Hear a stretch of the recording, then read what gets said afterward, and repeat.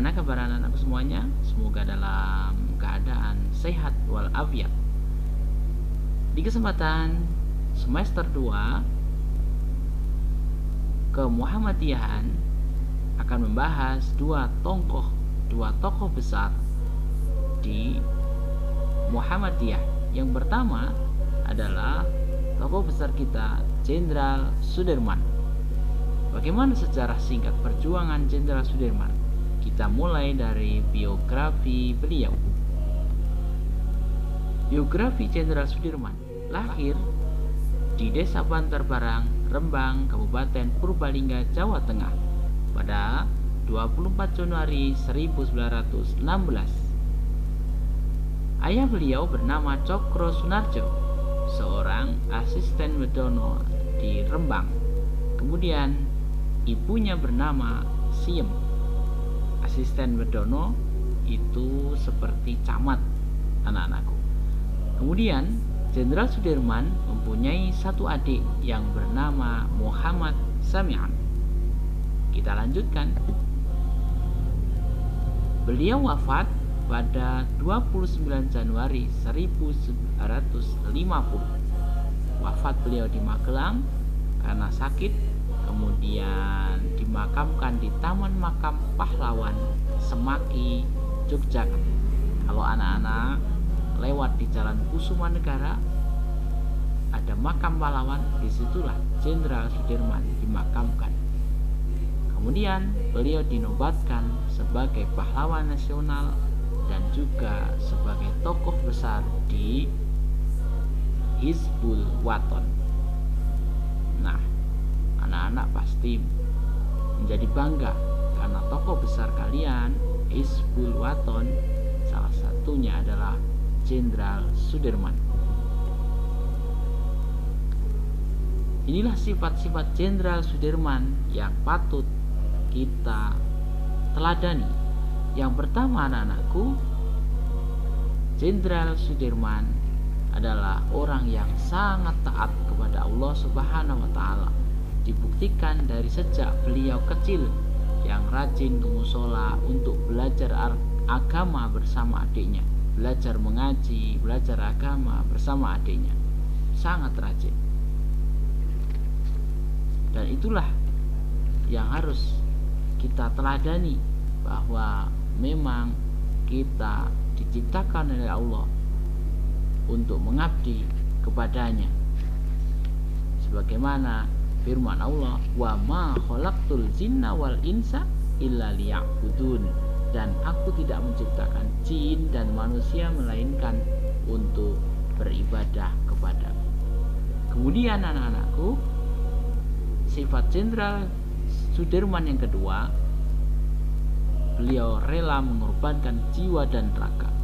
Dan ada kata-kata beliau yang menjadi inspirasi, yaitu beliau mengatakan, sejengkal tanah pun tidak akan kita serahkan kepada lawan, tapi akan kita pertahankan habis-habisan.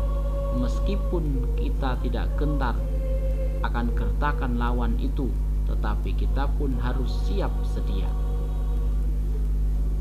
Selanjutnya, beliau memiliki sifat gigih dalam usaha. Hal ini terlihat dari usaha beliau, bagaimana beliau ketika bercita-cita ingin menjadi seorang guru di sekolah dasar Muhammadiyah, bagaimana beliau semangat menjadi kader Hizbul Wathan. Itu beliau sangat gigih untuk meraihnya. Untuk menjadi guru, beliau rela untuk les privat kepada para guru, yang akhirnya beliau diangkat menjadi guru di sekolah dasar Muhammadiyah. Yang berikutnya, beliau sangat amanah dan bertanggung jawab. Hal ini bisa dilihat dari bagaimana beliau mengajar di sekolah Muhammadiyah sampai akhirnya beliau diangkat menjadi kepala sekolah di sekolah dasar Muhammadiyah. Kemudian berikutnya, beliau sangat cerdas. Kecerdasan beliau bagaimana ketika menyusun strategi melawan penjajah. Kemudian Beliau memiliki jiwa sosial, terlihat dari kepedulian beliau terhadap nasib rakyat Indonesia. Beliau membuat koperasi bagaimana untuk membantu rakyat Indonesia yang saat itu dalam kesusahan. Kita lanjutkan bagaimana peran Jenderal Sudirman di dalam kepanduan Hizbul Wathan. Beliau mengikuti Hizbul Wathan sejak dari remaja. Beliau sudah aktif di kepanduan Hizbul Wathan. Beliau memiliki kepribadian yang tegas dan disiplin. Kemudian beliau mulai aktif tahun 1935, 1937 beliau aktif di pergerakan Muhammadiyah di kota Cilacap. Dimulai dari anggota pemuda Muhammadiyah sampai karena keaktifannya beliau diangkat menjadi wakil Majelis Pemuda Muhammadiyah wilayah Banyumas. Dan beliau sangat aktif, bukan hanya sekedar aktif menjadi anggota, tetapi beliau sangat aktif memberikan usulan-usulan. Salah satu usulannya adalah supaya anggota HW memakai celana panjang. Hal ini supaya memudahkan para anggota HW untuk sholat, tidak sulit untuk mencari perlengkapan lainnya. Kemudian berikutnya beliau sangat gigih atau sangat ingin menjadi guru di sekolah Muhammadiyah. Maka beliau menimba ilmu kepada para guru, dan akhirnya apa yang dia cita-citakan dapat terwujud, yaitu menjadi guru di sekolah dasar Muhammadiyah sampai beliau menjadi kepala sekolah. Kemudian dalam perjalanannya menjadi kepala sekolah, beliau mendapat panggilan untuk latihan sebagai anggota pembela tanah air atau anggota PETA, dan akhirnya beliau pamit menjadi kepala sekolah dan beliau mengundang anggota jamaah pengajian untuk beliau akan berpamitan. Dalam pamitannya beliau mengatakan, sedulur-sedulur, diingat-ingat Muhammadiyah. Saudara-saudaraku, ingat-ingatlah Muhammadiyah, hidup-hiduplah Muhammadiyah. Baik, setelah kita membahas tentang peran Jenderal Sudirman di dalam Hizbul Wathan, maka selanjutnya kita akan membahas bagaimana peran beliau di dalam memperjuangkan merebut kemerdekaan Republik Indonesia. Karir beliau dimulai saat aktif menjadi anggota PETA, pembela tanah air. Setelah beliau mengikuti pelatihan, beliau langsung diangkat menjadi komandan batalion di Kroya.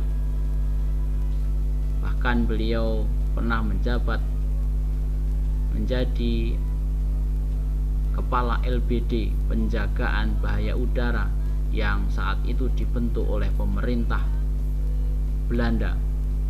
Ketika Belanda menyerah pada Jepang dan sekutunya, maka kemudian Jenderal Sudirman menjadi anggota Sui Sangikai yang dibentuk oleh pemerintah Jepang. Kemudian beliau memimpin perang melawan Jepang, karena Jepang waktu di saat itu semena-mena kepada rakyat Indonesia. Maka kemudian Jenderal Sudirman memimpin perang melawan Jepang dan berhasil merebut senjata pasukan Jepang di Banyumas. Kemudian bangsa Indonesia membentuk Tentara Keamanan Rakyat, dan beliau ditunjuk menjadi Kepala Divisi 5 Banyumas dengan pangkat kolonel. Setelah konferensi TKR tanggal 2 November 1945, beliau terpilih menjadi Panglima Besar TKR yang saat itu usia beliau 29 tahun, dan beliau diangkat langsung atau dilantik langsung oleh presiden. Pangkat jenderal yang beliau dapatkan karena prestasi beliau. Kemudian pada tahun 1945 TKR yang dipimpin oleh beliau terlibat pertempuran melawan tentara Inggris di Ambarawa dan berlangsung selama 5 hari, dan akhirnya Inggris pun mengundurkan diri ke Semarang. Pada saat Belanda kembali melakukan agresinya, bahkan sudah menguasai kota Jakarta, kemudian pindah ke ibu kota Republik Indonesia, pindah ke kota Yogyakarta, kemudian Belanda juga menguasai, bahkan menawan para presiden dan wakil presiden serta para kabinet. Maka Jenderal Sudirman pun saat itu tergerak hatinya untuk berjuang melawan penjajah, dan beliau berangkat dengan tentaranya memimpin perang selama 7 bulan yang disebut dengan perang gerilya, berpindah-pindah dari hutan ke satu, dari gunung ke satu ke gunung yang lainnya, dari hutan ke satu ke hutan yang lainnya. Itulah yang dilakukan Jenderal Sudirman di dalam mempertahankan kemerdekaan Republik Indonesia. Kemudian yang terakhir adalah bahwa Jenderal Sudirman adalah orang yang sangat religius, sangat agamis.